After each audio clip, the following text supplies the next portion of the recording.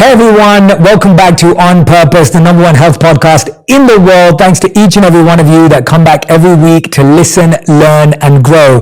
Now today's guest is someone who's been on once before, and when she came on last time, you exploded. The community was showing the love, feeling the love, and the feedback and response was incredible that I've been wanting her to come back on, and we were waiting to announce she's got a brand new podcast out herself. So if you don't already listen to her show, I'll announce it in a second, please go and subscribe.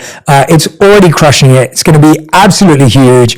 And I know you're going to love it. I'm speaking about the one and only Mel Robbins, who became one of the most trusted experts in the world on confidence and motivation the hard way by first screwing up her own life as one of the most widely booked and followed podcast hosts and authors in the world. Mel is sought after by the world's leading brands and medical professionals for her research-backed tools and motivation. At the same time, Mel has amassed millions of followers online with her advice going viral every day pretty much. Mel is a New York Times bestselling author and self-publishing phenom, and her work includes The High Five Habit, The 5-Second Rule, and the number one ranking, the Mel Robbins podcast. That's the one that you have to subscribe to.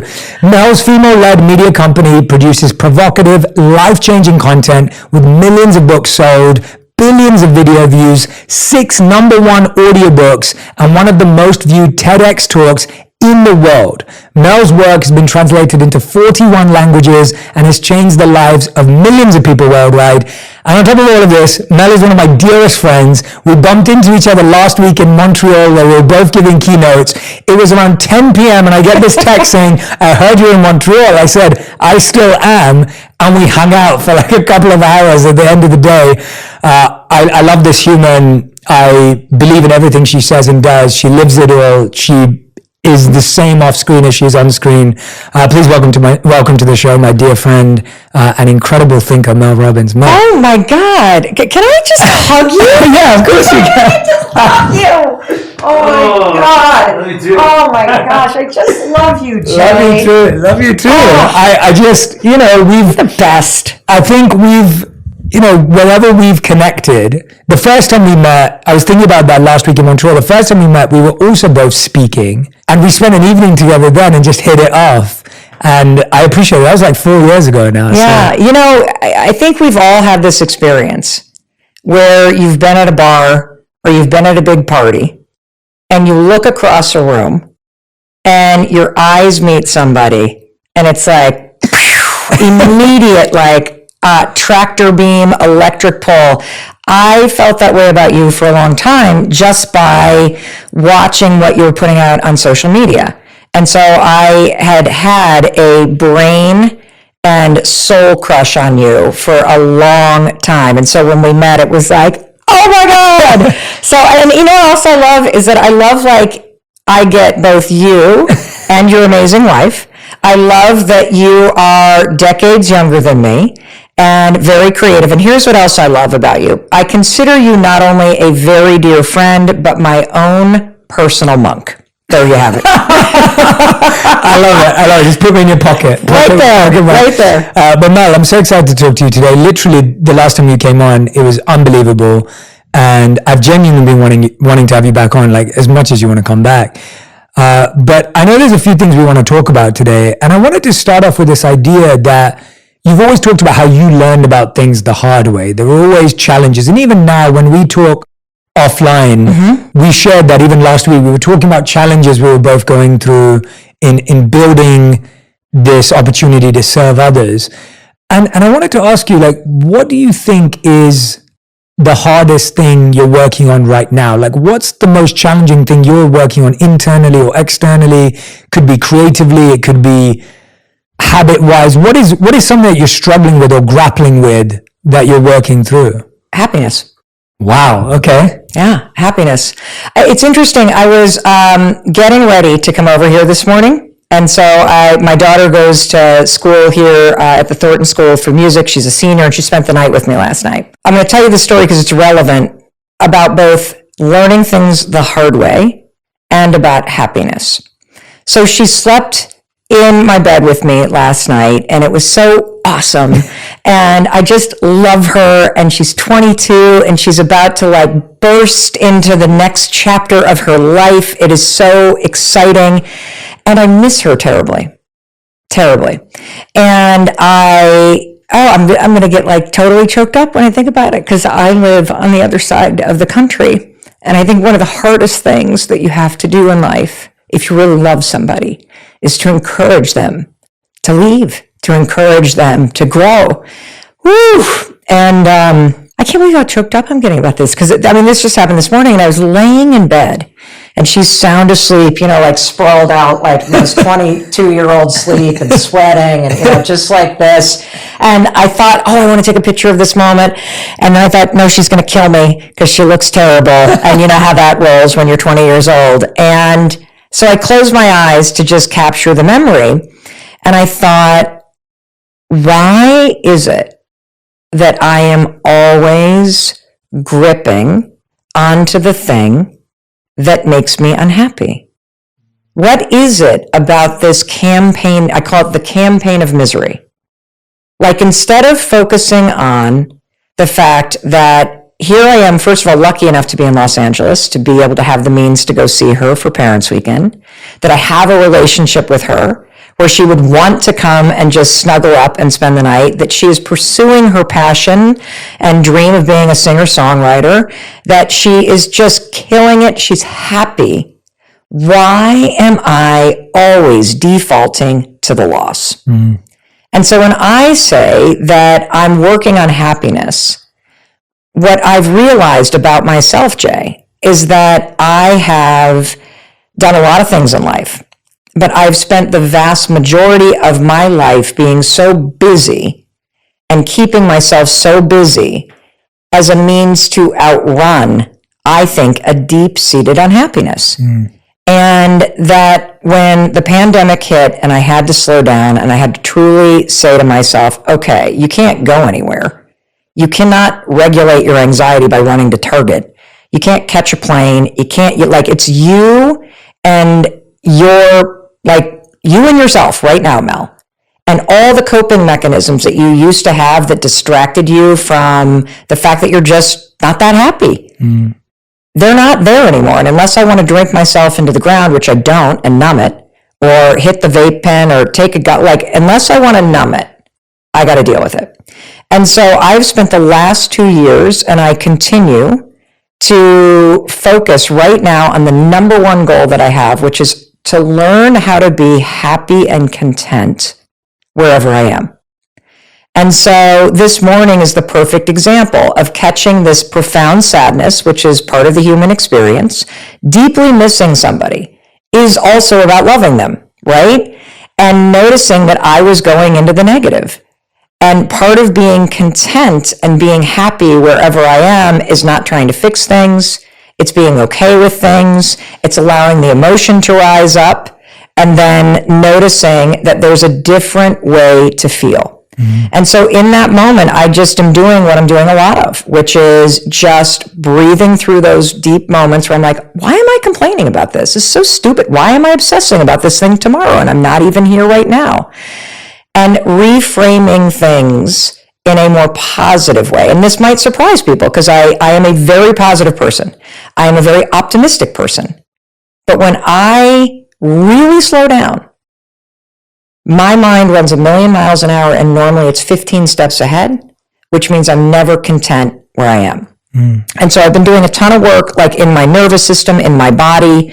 Instead of going right up here and trying to wrestle with my thoughts, I've been going down into here to just anchor in my body and slow things down and be physically where I am, where my feet are. And so then there was a second thing that happened. So again, I'm working on happiness. That's the thing I'm really working on. It's like a muscle, right?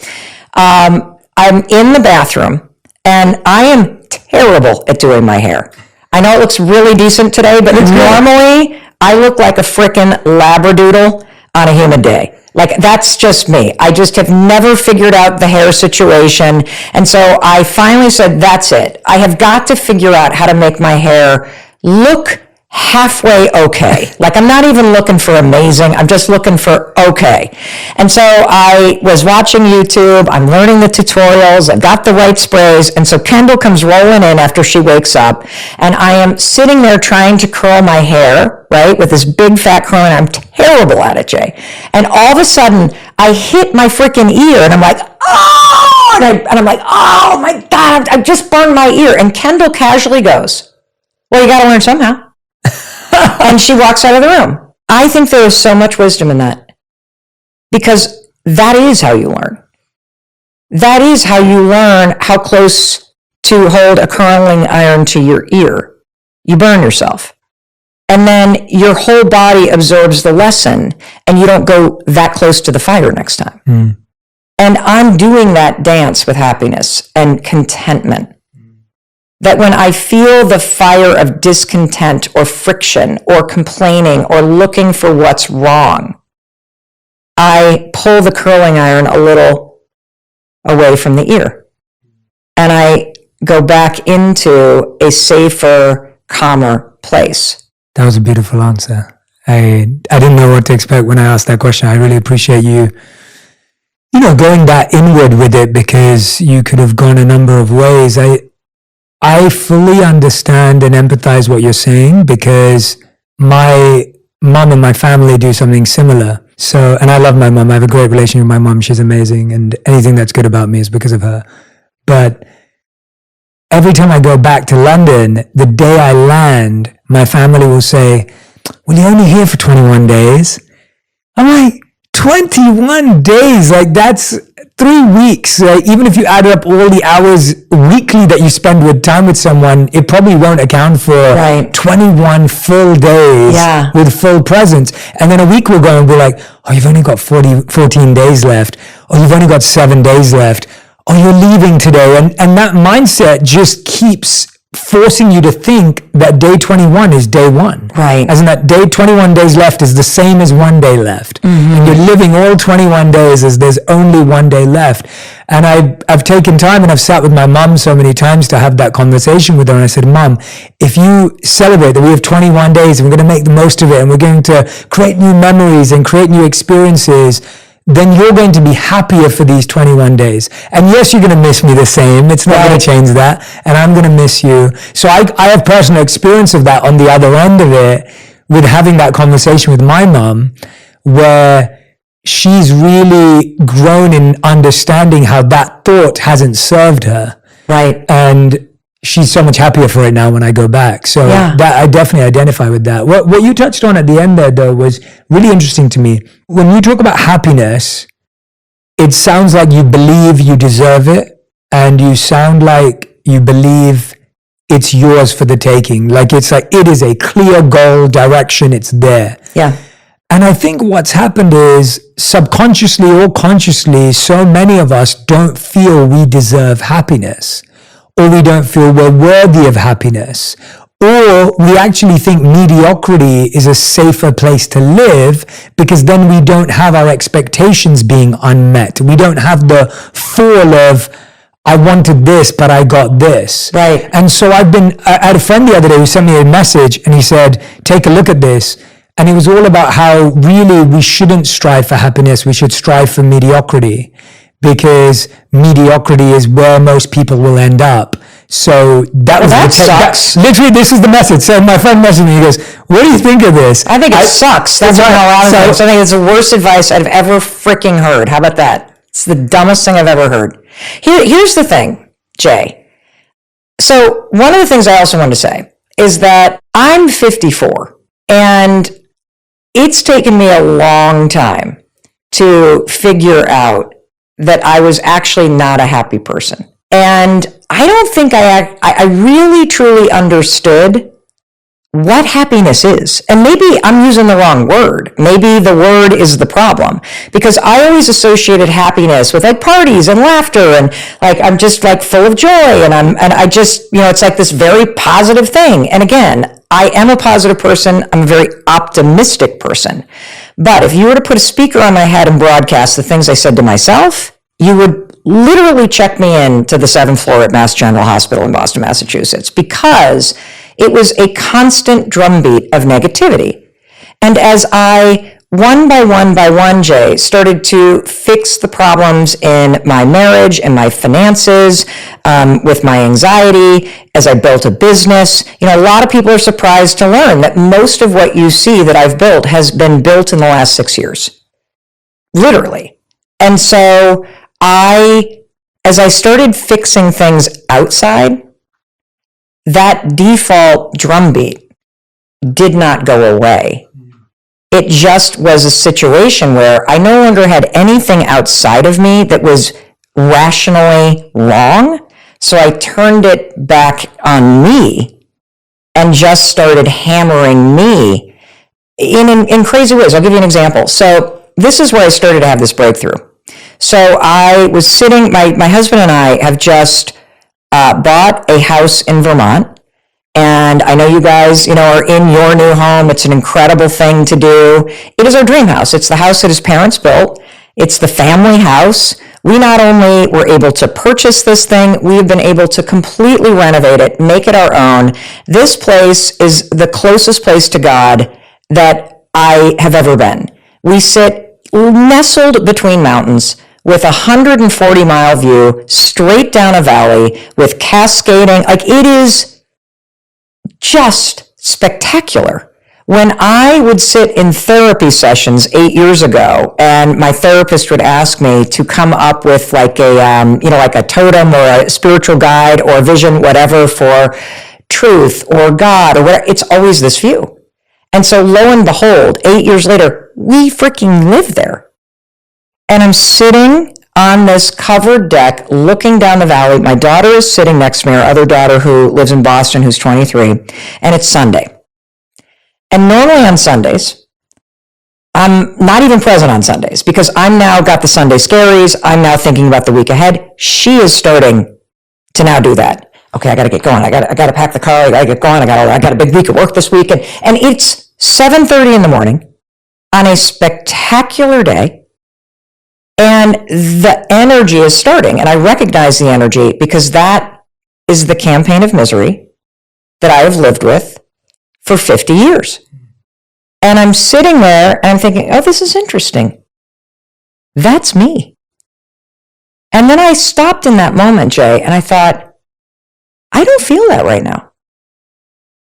I just feel that exactly where I am, looking at this view, is exactly where I'm supposed to be. And it was so profound. It's almost like that moment where Eckhart Tolle has on the bench in the beginning of The Power of Now, where I have this profound experience where I think, wait a minute, is this what happiness is? That I'm not 15 steps ahead? I'm just able to be right here without the anxiety, without the stress. I mean, that is like a revolutionary experience for me. I don't think I had ever not felt the default of a revved up nervous system, an anxious mind, or a to-do list that was a mile long. And I don't want to go back to that sort of frenetic busyness that creates chronic stress. And, the challenge for me right now is how do I stay in a space that's happy? Because I love the game of building a business. I love pushing myself. I love and I realized, oh wait, you actually need both. You need deep spiritual quiet time, and you need the busyness of Los Angeles or Boston or New York in small sprints. But that can't be your default anymore, woman. And that's such a great realization and reflection, I think, when you come to that. And it takes a lot of self-acceptance to come to that, because I think we think of life as binary, like you have to make a choice.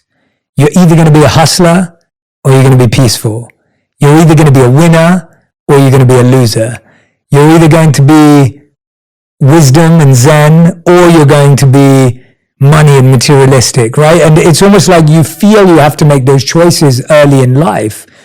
And I think when you came in here, we were talking about something, and I really, really think it's something that a lot of our listeners will resonate with.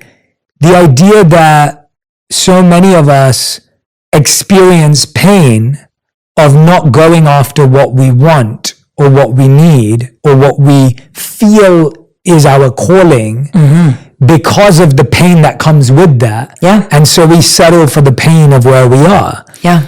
And I think those two ideas are related because, again, we think there's this choice you have to make at any point in time where it's like, I'm either going to live the life of my dreams or I'm going to be stuck forever.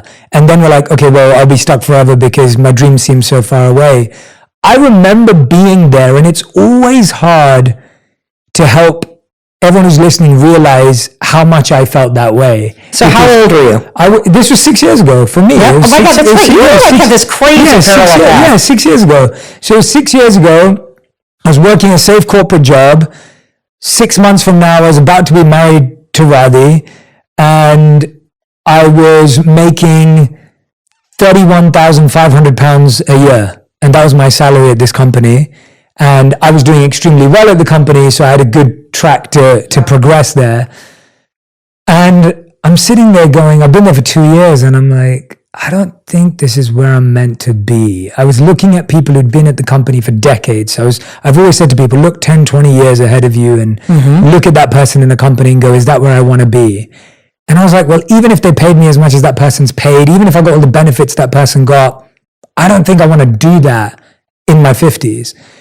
And so I thought to myself, okay, well, then I have to take a risk. So, and obviously that was like a 2-year journey of even convincing myself. Let's talk about that. If someone's sitting there right now, passionate about something, wanting to get inspired, wanting to do something, but they're settling for the pain of where they are. And that's why I asked that mediocrity and happiness question. Yeah. It is really that dance between I'm going to settle for where I'm at or I'm going to be where I want to be. How do you think about that journey? How do you know what just popped into my mind in a weird way? Cancer. If you got diagnosed with a cancer that was treatable, would you try to treat your cancer? Yes. Of course you would. Because otherwise it would kill you. When you feel this call or this burning desire, and I feel like we all have this flame inside of us. We are not like a boiler where the pilot light can blow out. That is not how a human being is wired. You, whether you're stuck, whether you're in pain, whether you're suffering, you still have this flame inside you that is burning. And when you actively engage in your own campaign of misery and you actively tell yourself the reasons why it's not going to work, or the reasons why you can't do it, or the reasons why now is not the time, or you're never going to make it happen, or it was great for Jay or great for Mel, but nothing ever works out for. When you engage in your own campaign of misery, you are creating literally a cancer inside of you that eats at you. And we don't realize that by engaging in this campaign of misery, because it's active, that flame is burning inside you, and you are actively convincing yourself not to do anything. It is an active engagement. That's why I call it a campaign, because that flame is going to keep on burning, which is why the campaign has to get louder and the excuses have to get louder. And you know what starts to happen? Is you start to listen to that campaign and you start to feel pain because there's something burning inside of you. And the only cure for this is to stop listening to that campaign and simply start taking small steps, just one every day toward the thing that you want. I talk to my daughter about this all the time. So she dreams, absolutely dreams, of being a singer-songwriter, solo artist with a successful career, literally stadium tours. And if I'm being perfectly honest, this kid has all of the talent and all of the, like, she's one of those 5-tool players, and she is a great person, kind, and just awesome. And she's even in a program for it, the best in the country. She has everything. She just has to do the work. What is the work? Well, the work is simply writing crappy songs every day. The work is not listening to the campaign of misery, because all around you, you're going to see evidence of this person's better, or that person this, or this one's that, or that. When you listen to that campaign in your head, it is like a cancer inside. It causes pain because you can feel when you are giving up on your own potential. And that is the worst kind of life to live. And I remember I was the president of that campaign in my own life. Like, I was like, when you, and I want people to understand this, is that everyone you think is doing something good with their life, at one point they were the presidents of this campaign of misery in their own life. I remember saying, well, that never's going to happen for me. Those things only happen to those people. I remember also watching things, and this was the key one that I realized had to go. Me and my friends, and my dream when I was young was to be a spoken word rap artist. Like, that was my goal. Like, I've always loved words. I've always loved having a large vocabulary. I've always loved bending words and making them rhyme. And I think that's why I love words today. And what we do so much is that. And we would sit there and we would watch rappers or artists that were up and coming, and we would critique them, and we would almost talk badly about them. We would criticize them, and we'd talk about how rubbish they were and how untalented they were, and if we had those opportunities, how good we'd be. And I realized that today's culture is propagating that even more, because now we're just scrolling through TikTok or Instagram, and you'll see someone who's doing what you want to do, and you may think you can do it better. But instead of doing it, we're spending our time watching someone else doing it and going, well, that sucks, that's rubbish. Right. I actually have friends who message me stuff like that sometimes, and they'll be like, look, I've been wanting to make videos for a while, and they'll send me someone who's made a bad video in their opinion. And I said, what's really interesting? When you're on social media, you look at everyone who's doing worse than you. I said, when I'm on social media, I look at everyone who's doing better than me and learn, right? It's like, there's those two mindsets. You're either criticizing someone, or you're creating and learning and growing. And so I just feel what you're saying is so true. And I think I spent so much time thinking I had something, but then not doing anything with it. Yeah. So a couple things. I want to give everybody a visual. Yes. Because I find Jay's into words. I got to have a picture. Like, my mind is not the words mind. You are either in the stands commenting about the game, or you're on the court playing it. And right now, I want you to think about that flame inside you, that dream that you have. And I'm going to go back to my daughter, who is on the court. But she will be the first to say that for many years, she was engaged in her own campaign of misery, sitting in the stands, telling herself why she can't get on the court right now. And so I like that visual, because at any moment, it literally cuts right to the truth. Are you in the stands criticizing the people who are playing the game, or being jealous of them, or in the stands telling yourself it's not time to jump in, or are you on the freaking court? There's only two places to be in life. That's it. There is no middle ground here. And so what I want to say also is that being in the stands is loud. It is an active thing that you're doing. This is not a passive thing that we do to ourselves. We actively argue against our dream and our potential. And that is 1,000% tied to your happiness, to your confidence, because if you are arguing against your own God-given potential, you are actively destroying your confidence, you're actively destroying possibility in your life, and here's the thing, you freaking know it. Yeah. People know when they have imposter syndrome. They know it. They talk about it openly. And I also hate the term fake it till you make it. And here's why. When you say, I'm just going to fake it till you make it, you are calling yourself a fake. It amplifies your self-doubt. Instead, say this, I'm going to get on the court and try until I make it. Because the pain of sitting in the stands and never getting down there is way greater than tripping on the court. Way greater. You're causing and this is the thing I want people to understand. You are causing yourself so much pain by laughing off and making jokes about how it's never going to happen. You are causing yourself so much pain by thinking about it. Get out of the freaking stands and get back on the court in your life. I did this to myself for years about the podcast. I'll tell you some insane stories. So here I am, crazy successful in the audiobook world. The most successful self-published audiobook in the history of audiobooks is The 5-Second Rule. That leads to a 7-book Audible original deals with Audible because of the success of that. And I kept telling myself, Jay, I'd look at you, and I'd look at a ton of our other friends who, have these amazing podcasts, you, Rich Roll, just everybody. And I'd be like, I missed the boat. I'm too late.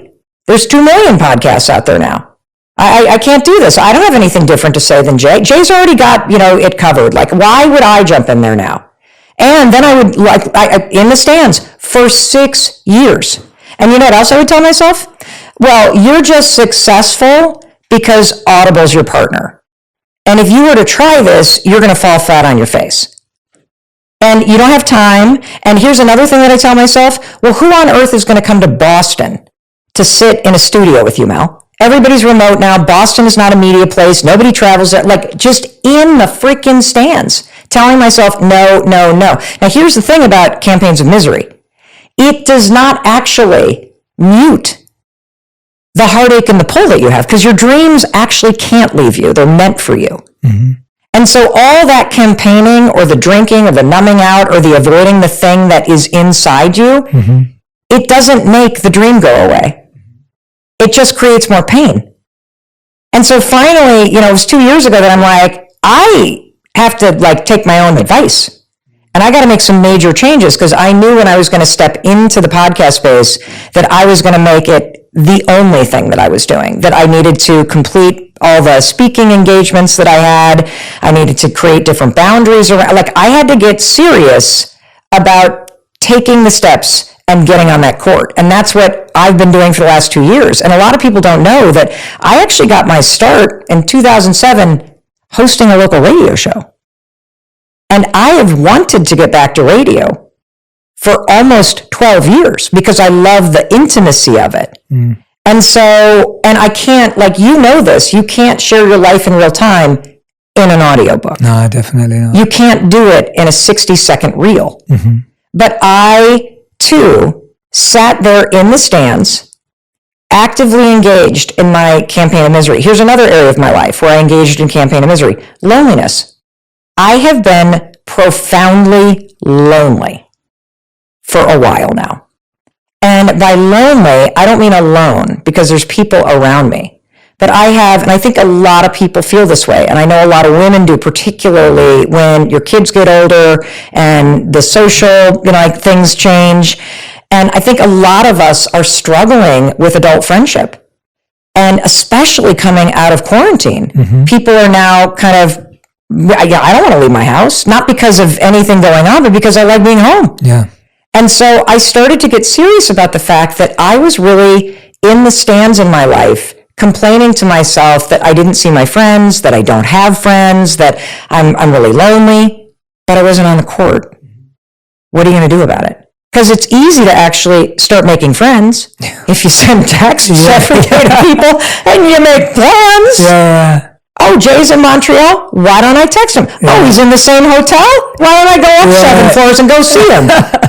Because my monk is in the penthouse. You know what I'm saying? I love what you're saying. I can resonate with it so much. And there's a journey from... Where's your campaign of misery right now? Ooh, that's a great question. Where's my current campaign of misery? Where are you in the stands in your life, Jay? Mine is actually... I grew up loving... I went to public speaking and drama school. And public speaking became a huge part of my life, and drama stopped. Mm. And drama is something I'd love to get back into. Really? I loved acting growing up. I loved the idea of getting into someone else's emotions, and I loved the idea of learning about new characters and understanding. And I keep wanting to do it. And 3 years ago, when the Bad Boys movie came out, I was asked by Sony to be in their theatrical trailer for TV. And so I played the role of a therapist with Will Smith and Martin Lawrence. And I had so much, it was so uncomfortable because I hadn't done it for so long. I went to drama school for 7 years. It was so uncomfortable doing it. And I got an acting coach that week, and I practiced and I learned all my lines. And then I got there on the day and they gave me a new script. They said, the script's changed. And I'm going, guys, I had 5 days. I knew about this 5 days ago. I had an acting coach every day for 2 hours a day. And they give me a new script. Then they come in 10 minutes before. I've been waiting around for 2 hours learning this new script. We get there and they say, oh, by the way, Will and Martin have scrapped their script. There's no more script. They're just going to freestyle, and you're going to have to freestyle. I'm like, you want me to freestyle with two of the greatest to ever do it, and I'm not a comedian. Now, were you friends with Will at this point? Not in the way we are today. Okay, so because I think people might be like, yeah, but you guys are friends. So you're like, this is like not a friend of mine. Yeah, we were acquaintances, but not in a relationship. I think that's important. Yeah, and I didn't know Martin at all. I've never met him in my life. And so I am fully feeling imposter syndrome. I'm fully in my discomfort zone. And I had the most fun. You're on the court. Yeah, I was on the court and had fun. But then since that day, I retreated. and so that's been, if I'm completely honest, that's where my heart is. I love the idea of getting to be, I've always loved biographies, and I've always loved autobiographies. I've always loved true stories. And so if I had the opportunity to learn or play or be in a true story, that would fill my heart with a lot of joy. Is there somebody that you would dream of playing? No, I don't have that. That answer I don't have clear. But yeah, that would be my honest answer to that question of that's something I'm in the stands on. There's so many excuses. I'm like, well, Jay, if you did that, then it discredits all the work you've done up till now. Well, Jay, if you did that and it doesn't work out, then what about the people that you coach in that industry? Like, if you did it and you did it really well, then people will call you a sellout because you chose to do something completely different. And it's not saying I want to do that and stop doing what I do today. It's just that there's a part of that expression that I'm so creatively inspired by that I'd like to try. Yeah. And again, it's try, right? It's not, and I wanted to so that's what I want to talk to you about. It's, what was the heart of my question before? I'm so glad you asked me that. Thank you. I've never publicly talked about that. I've never shared that really with anyone beyond my wife. What is the difference? Because I think this is where it goes wrong. I meet a lot of people who talk to me about their dreams, and even mine, and I want to clarify mine in a second, the one I just shared with you. What is the difference between a dream and delusion? And I'm going to share my initial thoughts before I hear yours. When I say I would like to do more drama or acting or experiment with that phase of my life, my dream is not at this point in time to win an Oscar. My dream is to try to creatively express myself and see whether this vehicle is a form that brings me joy, happiness, and meaning in my life. Yeah. That to me is not delusional, because it is giving myself the opportunity to put my, using visuals, like put my, what are they called? Stabilizers onto my bike and see if this is real. Right. I often find people whose first dream is, I want to build $1 billion company, and they've never built a business at all, or have business experience, or I hear, I want this to be the number one thing in the world. And while those are nice aspirations, I'm not sure that, I actually think, and this is just my personal take, I never had those when I started. And I feel that sometimes without the skills, without doing the learning, without doing the experimenting, those things can actually stop you from doing it because it's so hard, it's so far away, and there's such a big way to fall. So I want to understand, how do you decipher between dream and delusion? When you talk about delusion, what I hear is like arrogance and conceitedness. Now, and let me explain the difference here. Because I think confidence is this willingness to try, and this belief in yourself and what you're trying to do, right?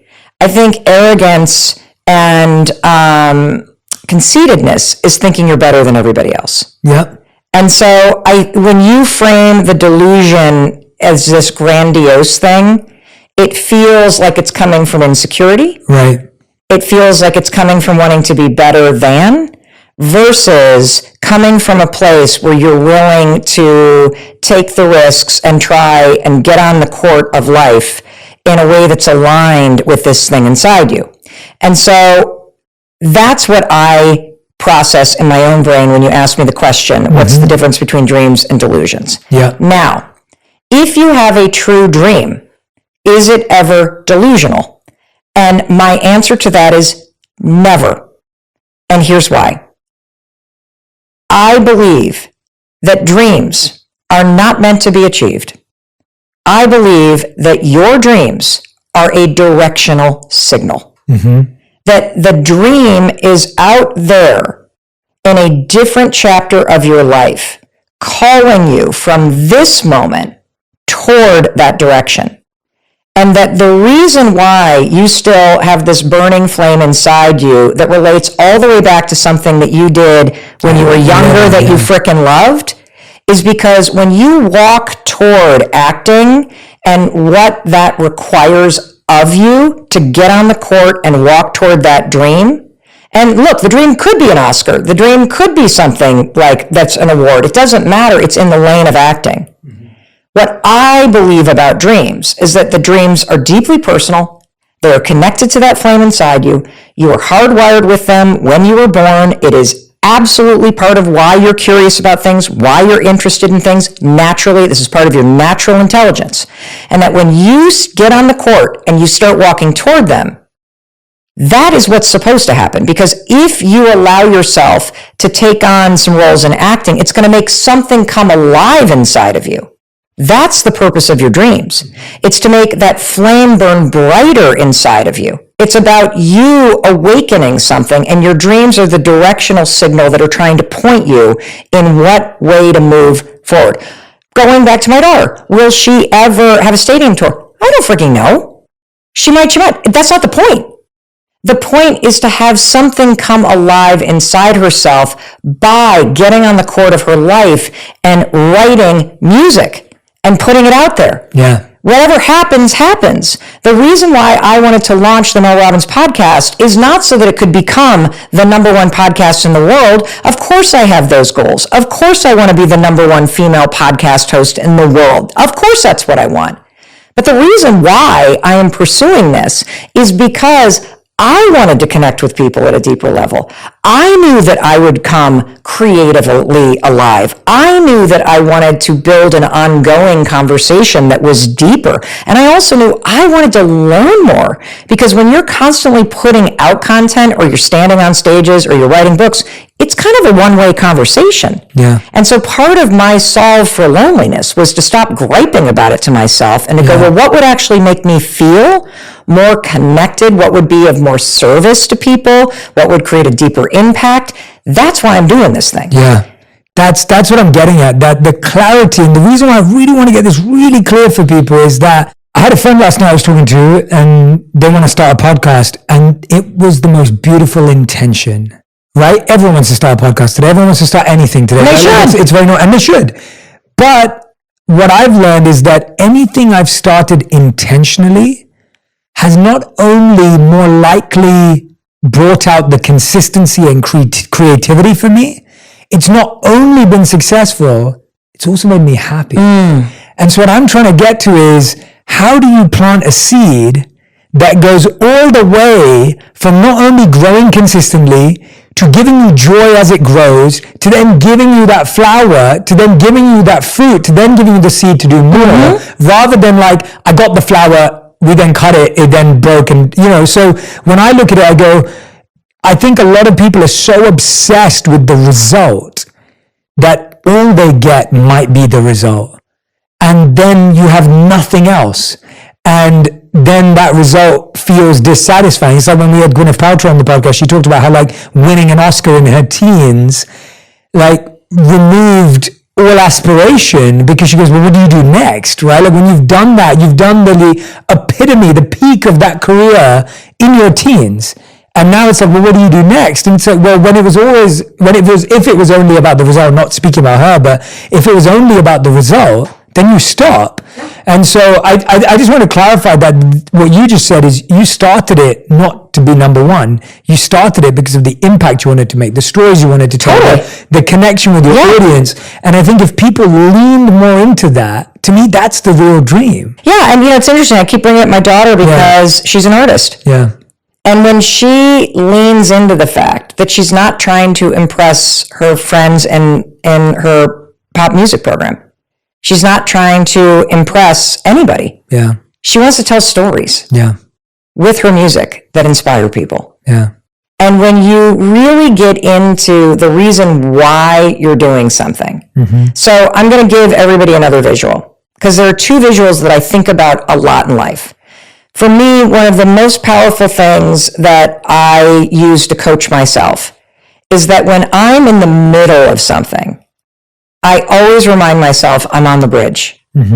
So in launching this podcast, something I've been thinking about for more than 8 years, something I've talked myself out of for a long time, something that I finally stepped on the court and started working for about 2 years ago, and now we're here. I know that this is literally step one on a long suspension bridge that is leading me somewhere. And when you remind yourself that you're just on the bridge, you stop focusing on how long is it going to take and what's it going to feel like, and I'm not there yet. You are on the bridge, and you are going to be on the bridge until you get to this other side. And then guess what happens when you get to the other side? There's another freaking bridge. Yeah. Every single episode is like its own bridge. Yeah. The other visual that I use a lot is a trail leading up a mountain. Because the research is so conclusive, and Jay and I can try to beat it into your head, that meaning comes from working on something. I'm going to say it again. Meaning comes from working on something with intention that has importance to you. It's that simple. You can create meaning in your life by planting a garden if it's important to you. And for me, I think a lot about, the act of going for a hike. The purpose of going for a hike, ironically, is not to get to the top. It's to be on the trail. And if you constantly stare at the top, you're going to be out of breath. You're going to tell yourself you have so much longer running, we're going to get there. And you're going to miss the entire point of your freaking life, which is the ride, the trail, the bridge, the mile markers, all of it. And so part of my desire to be happier is to continually remind myself, it is not about getting on that mountain, because when you get to the top of that mountain, the top of one mountain's just the bottom of another one. And if you're going up, eventually you got to come back down. Like, that is just life. If you focus on the frickin' trail, whatever step you're on, and you keep reminding yourself, this is going to lead me somewhere, that is where the meaning comes in your life. Because Jay and I will both tell you guys that you put all this effort into writing a book, it publishes, you're like, okay, now what? Yeah. It's true. Yeah. And we want it to be something else. We want to think that there is this silver bullet that if you get to the mountain, if you launch the podcast, if you meet the person of your dreams, then you'll be happy. And the truth is, for me personally, happiness was really about ending campaigns of misery in my mind. It was about identifying where I was arguing against myself and my potential. And it was allowing myself to get back on the trail or start walking across that bridge.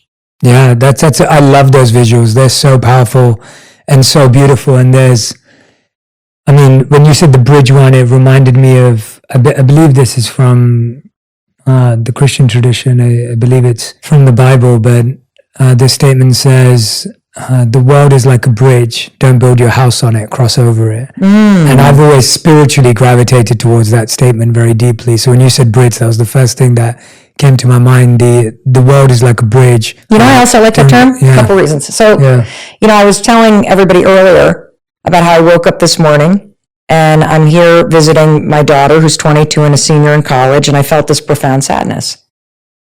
And I noticed it. And I allowed myself to feel it, because I wouldn't feel that if I didn't love her so deeply, right? And then I visualized this bridge. That this is just one step on a very long bridge that I'm crossing.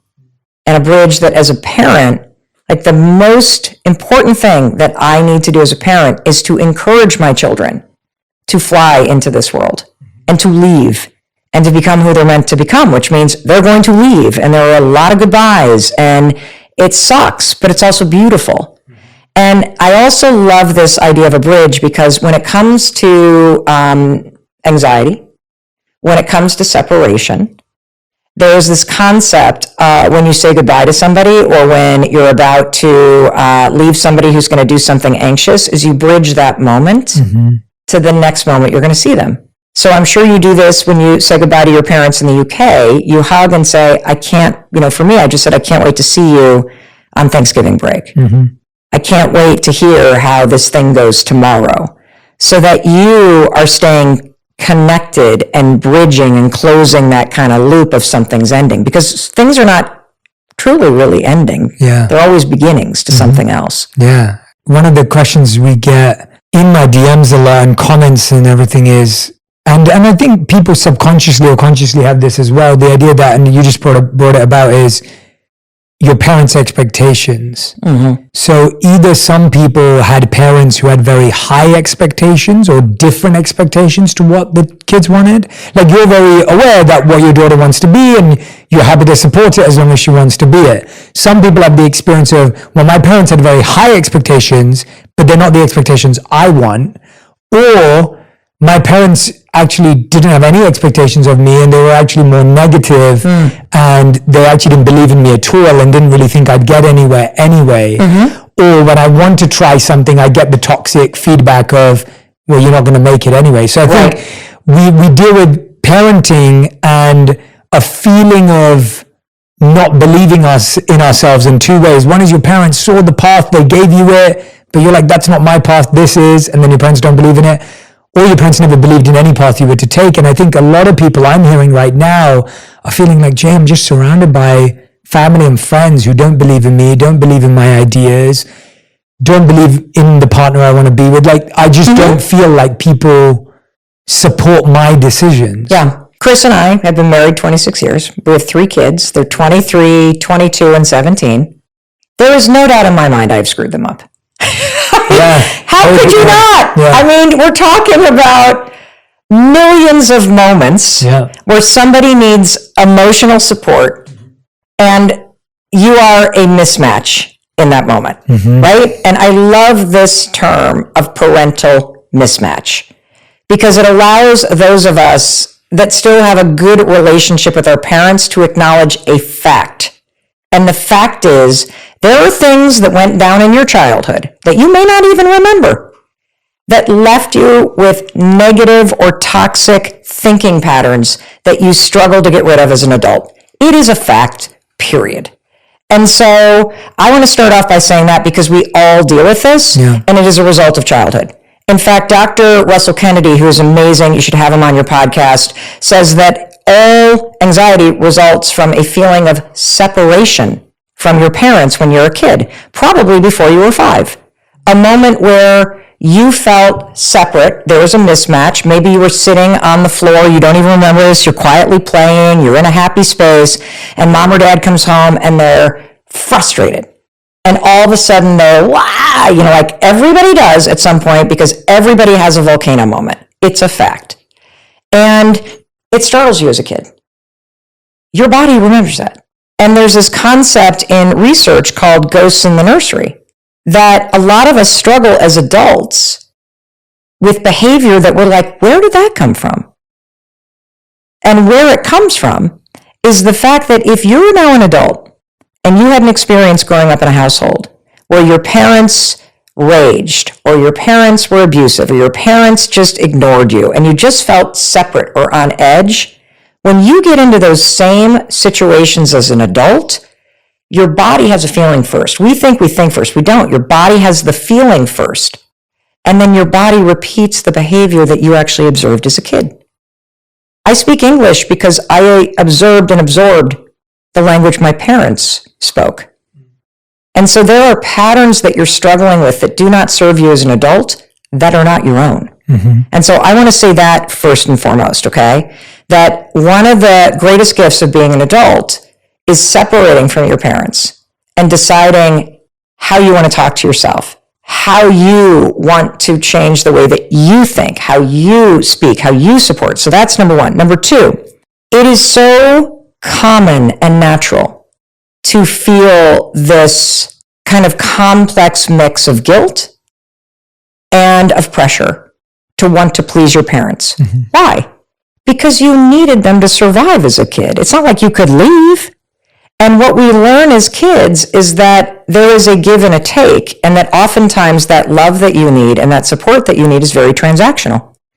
That mom and dad are in a great mood and you get a lot of attention when you're doing well in sports or doing well in school or you're doing what they want them to do. And what we women learn in particular is that if you're not doing what I want you to do, that's bad. Because guilt, by definition, is feeling bad about what you just did. We learned that feeling during childhood. And it happens to everybody. And so I want to just say this because I want to normalize that these are things that don't mean that you're damaged. It's stuff that we have to heal for ourselves as adults. And so here's rule number one. If your parents or your family are not paying your bills, they have no vote. If your parents are paying for your bills, there is going to be power in what they're saying. Mm-hmm. There is a transaction there because they're paying your tuition or they're paying whatever, and not all parents are transformed. And so I'm saying that because one of the fastest ways to free yourself is to pay your own way. And when you pay your own way, you start to feel very empowered to pave your own way. I happen to believe as a parent that my job is to help my kids figure out who they are. And you do that by listening. You do that by validating their experiences. You do that by not seeing them as an extension of you, that what school they get into somehow means that you're a good parent or a bad parent. The best thing that you could do for your kids is figure out what's going to make them happy and support them in doing that. And the other thing that you can do is help them make decisions by helping them figure out what decisions are right for them. So I'm saying all of this because 0 to 18, so let's use another metaphor, because I, again, love metaphors. Life's one big road trip, okay? Every year of your life is a mile marker. From 0 to 18, you're not even driving a damn car. Somebody else is. You're in somebody else's car. They're telling you what to do. They're controlling what's happening. The second you get to university or you leave home, you get to navigate your own life. But not if somebody else is paying for it. Yeah. I think that perspective is empowering if you're willing to take that risk. But what we found, the research shows this as well. There was a study a few years ago that I looked at which talked about how, with men and women, when men see a job description, mm-hmm. and they can do like 50 to 60% right. of it, it's an HP study. They'll say, I can do it. Right. And then when a woman sees a job description, and even if she can do 80% of it, she'll be like, I can't apply because I can't do 20%. Mm-hmm. And so I find that there's we do it in dating too, by the way. Right. So yeah. So that disproportionate self-doubt that comes in there, or that lack of self-confidence, as someone who's a mom of girls, like, do you see that playing out differently for you and for them? And so there's a tremendous amount of research on this with girls and confidence. And I have a theory as to what happens. And I know what age it happens at, typically for girls, because girls struggle with crippling perfectionism in numbers that far outweigh what happens to boys. And I believe there is a specific reason why. So at the age of 12, boys and girls have the exact same levels of confidence, Jay. At the age of 13, girls' confidence fall off a cliff, according to the research. And I think I know why. The reason why, in my personal opinion, is because that is the average age that a girl goes through puberty, and she starts menstruating. Now, here's the interesting thing about girls when they go through puberty. It's like a public conversation. And what's the first thing that somebody says to a little girl when they get their period? You're a woman now. And it's also something that happens to your body. So there's this like implied maturing, this implied notion of sex. There's also the fact that your boobs are growing and you're budding and people are self-conscious. And so now you're wearing a sweatshirt. You also know who's got their period. Somehow everybody knows when this is happening. Everybody's talking about it. And so you, in that moment, lose the control of the conversation about your body. And for most girls, it's incredibly uncomfortable. Like, I don't know, one of my daughters wore like a gigantic sweatshirt for 2 years just to hide her developing body. Other girls might show it off because you get more attention. But it becomes this public conversation about where you are in relation to everybody else. And most girls, in addition to the socialization that you get from the media and from culture, you start then wishing you look different. You start to obsess about yourself. If I could just get it perfect. If I wear the perfect sweatshirt, then nobody's going to notice. And you start micromanaging as a defense mechanism to public judgment.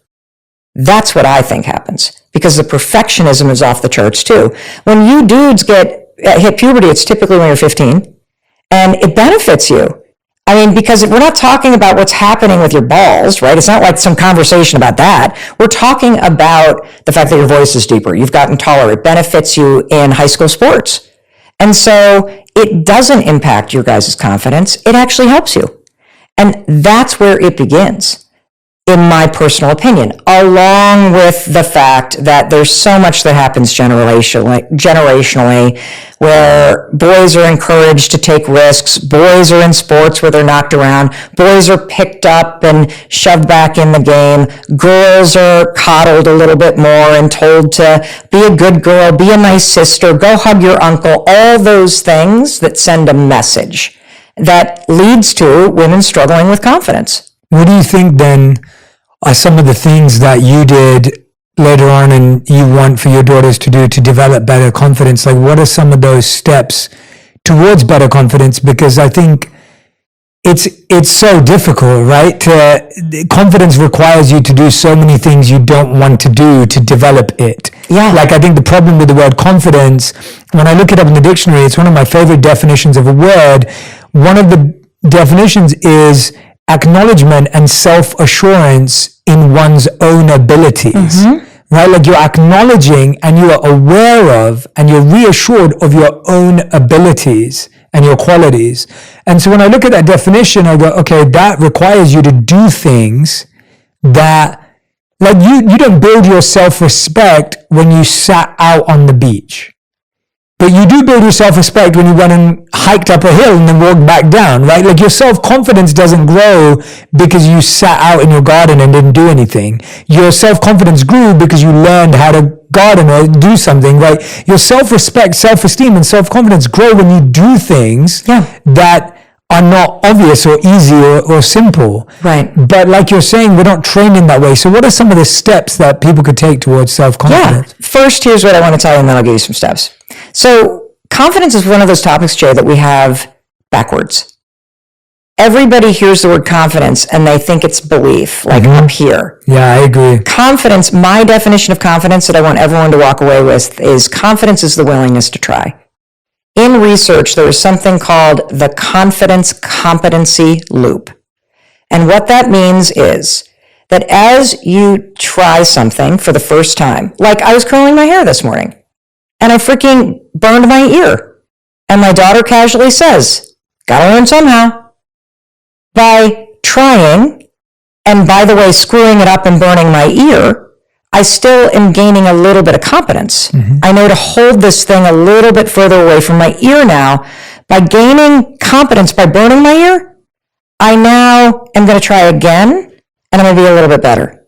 And I'm going to gain a little bit more competence, and then I'm going to try again, and I'm going to learn even more. And so confidence, at the heart of confidence, is action. It's the willingness to try. And all you need is to know that if you try, you're not going to die. You're just going to learn something. And when you learn something, it removes a little bit of the insecurity so that it makes it slightly easier to try again. And so I would follow the 60% rule. Okay. And I use 60% because that is the figure that was in the HP study about men applying for jobs when they feel 60% qualified. If you look at something that you want to do or try or apply for, and you feel, whether it's 60% qualified, okay, I got 60% of the stuff, because the truth is a job description, everybody, a dating profile, that is not requirements. That's a wish list, okay? If you got 60% of this stuff, freaking go for it. That's rule number one, the 60% rule. The other thing is that if you're looking at doing something that you're scared to do, maybe it's signing up for an improv class. Maybe it is ordering the podcast equipment. Maybe it's signing up for Genius. Like you've been thinking about it. If you on a scale, you're on this teeter-totter. If you tip more toward I'd really like to, so about 60%, right? Wait, versus 40%, I'm kind of nervous. Freaking do it. That's how you build confidence. Because back to the original thing that we're talking about, self-doubt grows when you engage in negative talk to talk yourself out of the things you want to be trying. There is so much pain, Jay, in talking yourself out of trying things. And it just makes me so sad and frustrated to see so many of you that are listening, wasting years of your life, really feeling this desire to try something, and putting all your energy into talking yourself out of it. Here's something that I just recorded an episode about this, and it's the fall. So I'm thinking a lot about the fact that, in the fall season, at least in New England, and I realize in other areas of the world, it's not the fall right now, the leaves fall off the tree, right? Here's an interesting fact. This is not a beautiful, graceful thing that happens. The tree pushes those frickers off its branches as an act of survival because leaves have a huge surface area and they require a lot of water to be able to capture the sun and convert it into energy for the tree. And over winter, there ain't no water. And if those trees are there, the leaves are there, the tree's going to die. And it's an energy conserver. It is an energy issue. You are putting so much negative energy into things that you won't let go of, into complaining, into relationships that don't work, into your excuses. Do you know how much energy it takes to walk into a job you can't stand? And yet you do it every day. Imagine if, instead of sitting at your desk resisting, complaining, gossiping, and coming up with excuses, imagine if you just redirected some of that energy toward looking for something else. That like the leaves get pushed off a tree, you make a decision that today I am actually going to let go of the gossiping and complaining about this because that is zapping my energy. And I'm going to direct my energy at something positive because once I get rid of that, I got room for something positive to grow. Mm-hmm. And complaining to yourself and robbing yourself of just trying something. Yeah. And you don't think about it that way. Yeah, it takes the same amount of energy. I think more. Yeah, more, potentially. It definitely, it's more draining. But it is, if anyone wants to think about it, it's that same energy, just put in a different direction could change the course. It does change the course. Yeah, and it just needs to try. I love that willingness to try. So the 60% rule, there's one takeaway on confidence, okay? The second thing that you can do with confidence, because it's action-based, this is where the 5-second rule is a game changer. Just use my 5-second rule literally in those moments where you feel self-doubt kick in. You got to be careful because you have a habit of hesitating. You have a habit of doing what psychologists say. You have a bias towards thinking. And so a second takeaway is use my 5-second rule. And when you catch yourself hesitating, when you catch the self-doubt coming in, when you catch the feelings and the excuses rise up, count backwards, 5, 4, 3, 2, 1. And by the time you get to 1, the prefrontal cortex will have focused on the counting and you've got literally a split second to move. And the trick about this is when you start counting, you've made a decision to try. And the counting itself is like a Trojan horse because it's the first action. Mm-hmm. Yeah, I love that rule. And the book's there too, in case anyone needs all the added information. I think our last interview was all about that. So I want to ask you about one final area of thought because we were talking about it before. And I think a lot of our community does. I have to ask it because I just wrote a book called 8 Rules of Love, which is out next year. And I talk about this in one of the chapters, so I'd love to hear your perspective on it. But the idea where you've been married for 26 years, right? Congratulations, that's incredible. And that's beautiful. In that time, you and your partner are going to go through different stages of personal growth, personal evolution, collective growth, collective evolution. Sometimes you're going to feel ahead, they're going to feel behind. Sometimes they're going to feel ahead, you're going to feel behind. Sometimes it's not even about ahead or behind. The question I have is, if someone's listening and their partner, or even if they're not in a relationship, their friend, I was just speaking to someone the other day and they were saying, yeah, my friend is a bit envious that I just landed my dream job. I'm just meeting the guy that we always feel ahead or behind of the people that we're closest to. Even if we love them and we want them to win, there's that feeling. If someone's in a relationship, someone's got a friend that's feeling behind, or maybe they're the person who's feeling behind someone else. What do we do in that scenario? How do we support ourselves, support others? How can we think through that? Because I think feeling ahead or behind is never fun. Even feeling ahead is not fun. Yeah. When you feel behind, that's your insecurity. Putting a lid on what you believe is possible for you. So that's number one. Recognize that that's insecurity blocking you. And you can use that as a sign that, all I have to do is start walking toward things. The second thing I want to share with everybody is that it is normal to feel envious or even be somewhat of a jerk when somebody that you care about changes. And I want to tell a story to explain why. Mm-hmm. And the story, I'm the villain, okay? Which is basically the role I've played in my marriage. Poor Chris. Chris is wonderful. Yes, Chris is amazing. So Chris, a couple years ago, decided he was going to completely stop drinking. And he went on this deep spiritual journey, and he was going to stop drinking for a couple years, and he became a Buddhist meditation instructor and a yoga instructor and started his men's retreat business. And I'll never forget the first night that he was not drinking. I open up a bottle of rosé. I'm pouring a glass of rosé. Everything's great because I'm cooking. Great. The second night, as I'm opening up a bottle of rosé and Chris is like cracking open, like, I don't know, like a St. Croix, I'm starting to feel agitation. I'm starting to feel the campaign, the complaining, the this and the that. And I notice it. I'm like, don't say anything.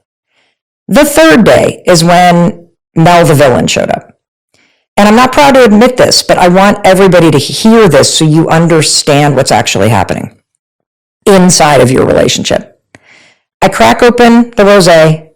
I'm pouring my glass of wine. And I turn to Chris and I'm like, come on. You want to have a glass of rosé with me? And he says, no, I'm good. And I said, it's like juice. It's like a jerk. Give it to a 4-year-old. There he goes. Yeah, it's like juice. Mel, I do not want a glass of wine. Stop asking me. And I said, okay, I'm sorry. It's just that it makes me feel bad. And this is when he said something that just, he said, nobody cares what's in your glass but you. And if what I'm putting in my glass makes you question what you're putting in yours, then maybe you have some work to do. And it is easier, everybody, to question somebody else's change and even sabotage it.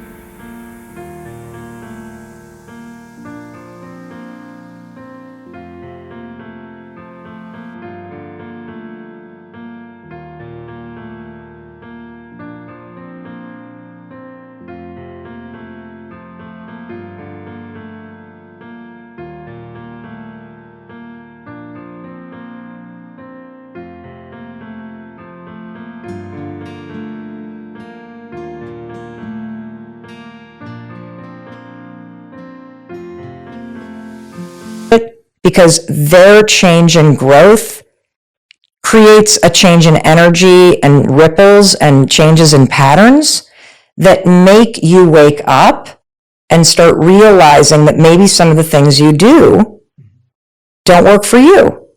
So when that friend of yours stays in to write a business plan, how many of us on a Saturday night are like, oh, come on, you work on it tomorrow.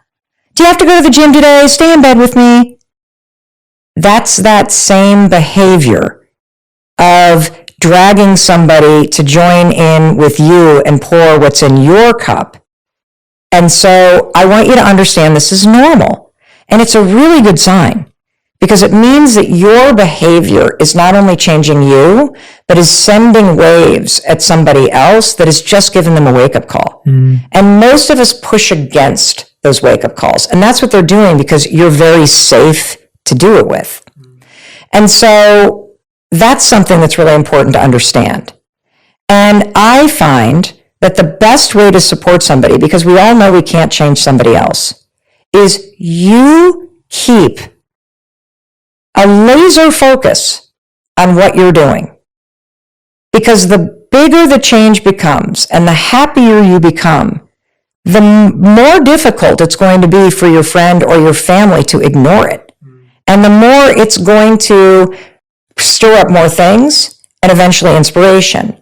And the best thing that you can do is ask leading questions. Do not tell somebody what to do. That is the worst thing you can do in a relationship, a friendship, or as a parent. Instead, like literally, hey, you don't seem happy. Is there anything that I can do to help? You don't seem like yourself. Is something going on? Do you need support in something? And, my favorite sentence on the planet as a parent and as a wife is, do you need me to listen? Or would you like to know what I'm thinking? And 9 times out of 10, my kids, my husband, the folks that work for me, they just want me to listen. And so I think when you create an opening for somebody to stop engaging in their own self-doubt and their own very active and painful kind of reasons why they can't join you at the gym, or reasons why they're not going to meditate, or reasons why they're not going to join you in dry January, or whatever it may be, or the reasons why they can't you have a friend, I can't look for a job, I'm never going to find anybody. That's not true, and you know it. So create the space. You be the light on the path ahead, and when you hold your light higher, eventually that jealousy and those excuses, it actually allows it to disappear, and you become part of the force that pulls them forward. And the other thing you have to understand is that there are going to be legs of your journey in life, and this is one of the hardest things, where people are going to pull off and take a different route. That's okay. They may come back at another time. That's okay. And, the final thing that I wanted to say about this is it's a very simple exercise that you can do with somebody. And this helps somebody who is either struggling with happiness and doesn't know how to get started, or is struggling with confidence and is not able to take action, or who is resisting the changes that you are doing and you would love to see them do. We did this with our daughter, who is now 23, and last summer when she graduated from college, really unhappy. 2 years of college had been imploded, and she was extremely depressed and basically just drank her way through it and graduated and was not happy. Big life change. Nothing was going according to plan. She had planned this huge trip to go to Cambodia and do a big service trip for 4 months. That wasn't going to happen. Just lost. And so Chris and I sat with her for a couple hours, and then I said, and she's like, I don't know what to do. I'm 22. I'm stuck. I'm miserable. I don't even know how to start. And I said, I actually think you do. I think you're just scared. Take out a blank piece of paper. Draw a line down the center. On the left-hand side, I want you to write happy me. Now close your eyes and think about a time that you remember being happy, or more confident, or alive. It could be any word you want, right? And you might have to go back to childhood. Our daughter closed her eyes and she said it was senior year in high school. And I said, okay. So write down all of the things that you were doing in a week of your life, senior year in high school. Just describe your life for me. Oh, I got up and do it in detail, everybody. I got up at 7 a.m. Or 6:30. I was leaving the house by 7. I was with my friends all day. I was looking forward to going to college. I was playing varsity lacrosse. I was exercising 6 days a week. I was only partying with friends twice a week. I, was in a healthy dating relationship. I ate 4 dinners a night at home. Like just do. Great. Write down what your life looks like now. I sleep till 1. I drink every day. I feel like I don't see my friends because everybody's scattered now that we graduate. I don't have anything to look forward to. My trip to Cambodia is canceled. I'm not exercising. Okay. Compare the two. Your own life experience offers the map. And we want to overcomplicate these big words like happiness. I know I did for decades, or confidence. It's actually found in the little things.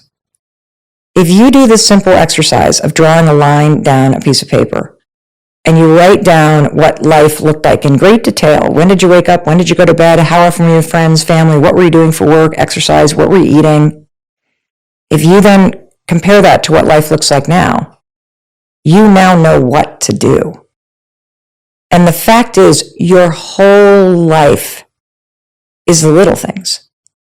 It's when you wake up, it's the first thing you look at, it's what you do with your body, it's how you greet your spouse, it's how you talk to yourself, it's what you say to yourself when you look in the mirror, it's the mood that you walk into work with intentionally, it's how you greet your animals or your roommate when you end the day, it's the tone of voice that you use.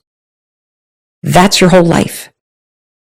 And if you were to just take the time and intentionally write down a few simple things that you do when you're happy in life, and you were to focus for the next 7 days on just adding one of those in a day, you would be very surprised how getting some of the little things right actually starts to turn your life in a completely different direction.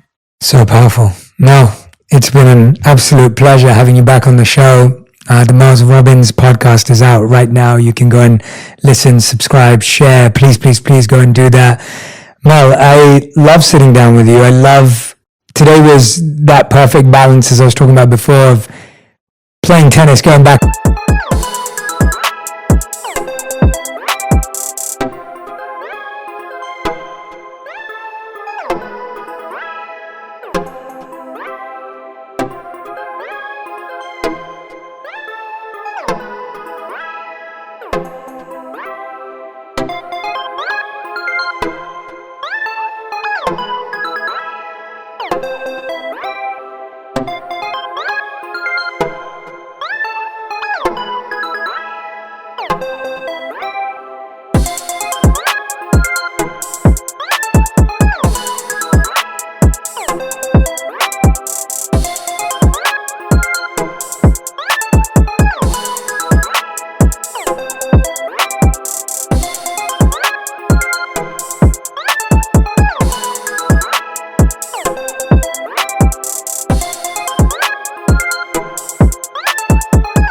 Forth, and at the same time just getting some really practical, insightful advice from you on step-by-step strategic, systematic breakdown of how to do things. I want to thank you from the bottom of my heart for being a dear friend to me and Rabbi. I hope me, you, Chris, all of us get to spend lots more time together, genuinely, or even if it's not lots more time, but it's deep time together. That would make me very happy. And I wish you all the best on defeating the campaigns of misery for yourself and everyone else in the world through your show, through your books on Audible, through your book in the 5-second rule, and also for helping me start working on my campaigns of misery as well. So thank you so much, Mel. I deeply appreciate you. Very grateful to you. I love you, Jay. And I can't wait to see you acting. Yeah, now I have accountability. So I want to offer another mistake I've made. And I've made this with both Chris and with our daughter, Kendall. So Chris, as he is running Soul Degree, which is men's retreat, and our daughter, Kendall, as she's writing music. One of the best things that you can do to help create momentum is to call out the teeny steps they're taking. I made a mistake with our daughter for a long time where I kept talking about the big stuff. Or I kept saying, but you're not writing songs, or this would make a great song, or, play me something new. And she would go, stop talking about this. Stop telling me what to do. Because when somebody loves you, they respect your opinion. And trust me, they know when they're not doing what they need to do every day. Mm-hmm. So you will support somebody more when you say, I'm really proud of you for the fact that you're very relaxed about this. I'm really proud of you for the fact that you're not beating yourself up, that it's not happened sooner. I'm really proud of you for marching to your own drum. I'm really proud of you for writing a song today and playing it. That's freaking awesome. Acknowledging the little stuff is incredibly powerful because the person has to push through so much of their own stuff that if you go, and you should do it this way, or, have you tried that? Or, it'd be great if you do this. You're not actually building momentum. You're pointing out what wasn't done. And that was something I was guilty of for a long time. catching myself and trying to look for, oh, what are they doing? And giving them that pat on the back, that hug, that high five, that verbal acknowledgement of the effort done, or even the fact that they haven't done anything, but they're thinking about it, that is worth it too. And the reason we do that, you know this, is because we don't give ourselves a pat on the back for doing something small. So we don't even acknowledge when we do something small, we're waiting and we're saying to ourselves, oh, well, all you did today was go to the gym. All you did this week was go to the gym twice. That's not enough. Yep. And because we talk to ourselves like that, when someone in our life does it, it triggers us by going, yeah, they only went to the gym twice a week too. Like, that's terrible. Yep. And so I couldn't agree with you more. And I think I've had to be my own cheerleader for so much of my life and notice the little things that I've done and the little progress that with Radhi, I've definitely seen that, and she appreciates it, where I'll just, notice those smaller things. But I realize that anytime I get triggered by someone's lack of growth, it's because I'm triggered by my own lack of growth. And I'm just reflecting that back onto them. I'm upset with myself for not going to the gym more times this week. And because they haven't, I'm now releasing that on them. And that's been such a great way of going, okay, well, I need to be kinder to myself too for the little wins. Yes, it took you 2 years to launch this podcast, but there were things in those 2 years that you learned about getting to where you are now that you made so many steps of progress. And that's why, it's and also, there are so many little steps about completing things so that you can create room. Yes. And so one of the other things I want to offer too is, yes, that tendency for us to jump in and be like, oh, did you try this or do this or and like kind of create this snowball. It does come from the fact that a lot of us are not encouraging of ourselves, but it also comes from a really altruistic loving space. Yes. Because you love this person so much, you want it so much for them, that as soon as you see a tiny step forward, you're like, let's do this, and you want to join in with them. And so it can come from both a place of your own lack of support for yourself as a default, unintentionally, but it also comes from a really good place because you're just so excited, and you then amplify things, and then they feel crushed because what they did do doesn't now feel like enough. Absolutely. I love that clarification. I agree with us both. Everyone who's been listening and watching today, make sure you tag Mel and I on Instagram, on TikTok, on Twitter, whatever social media platform you use, with all your greatest insights, nuggets of wisdom from this episode. There are so many scattered across the entire time we've been talking. Make sure you grab the screenshot of the episode, share it with a friend.